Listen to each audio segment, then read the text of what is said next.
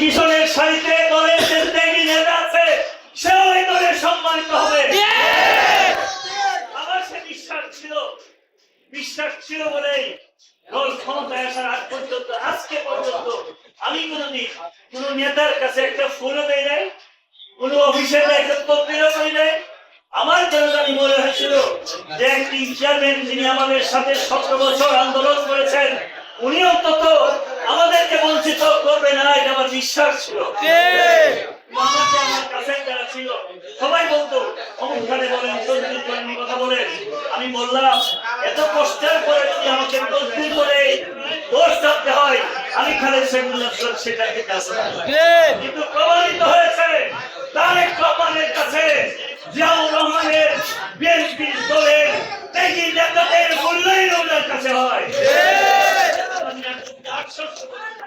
কিশোরগঞ্জের দলের সাথে যারা ইনভলভ ছিলেন, 17 বছরে যারা কষ্ট করেছেন, শত রাস্তায় ঘুমিয়েছেন, সংসারকে সময় দিতে পারেন নাই, মায়ের খেতে খেতে বন্ধুত্ব বরণ করেছেন, ফ্যামিলিকে সময় দেন নাই, ফ্যামিলি বারবার বঞ্চিত হয়েছে, অনেকের সংসার ভেঙে গেছে, অনেকেই বিসর্জন করেছে আমি একা সংসার করবো না, জিজ্ঞেস করছি ওখানে ফেলে থেকে ও সংসার করবো। আমি মনে মনে ভাবতাম আমার বউ যদি গল্প করে তাহলে আমি যাবো দেখো সেই সংসার আমরা টিকিয়ে রাখার বলেছে। আমরা কথা দিলাম আমরা বেঁচে থাকতে বিশেষ করে সদর উপজেলার আমরা যারা নেতৃত্বে আছি পরীক্ষিত, আমরা থাকতে আপনারা যারা আছেন আপনারা বঞ্চিত হবেন না ইনশাআল্লাহ।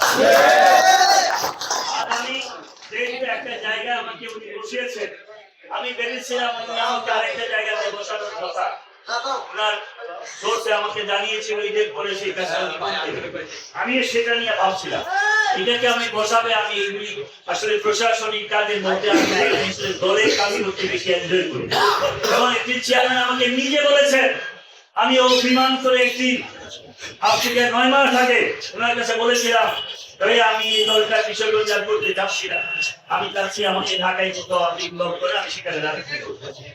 উনি আমাকে খবর দিয়ে কথাটা বললেন, আজকে বুঝেছি উনি আমাকে কি জন্যে আপনি কিশোরগঞ্জে রাজনীতি করতে হবে, আপনাদের মতো ত্যাগীরা যদি রাজনীতি না করে রাজনীতি করবে কে?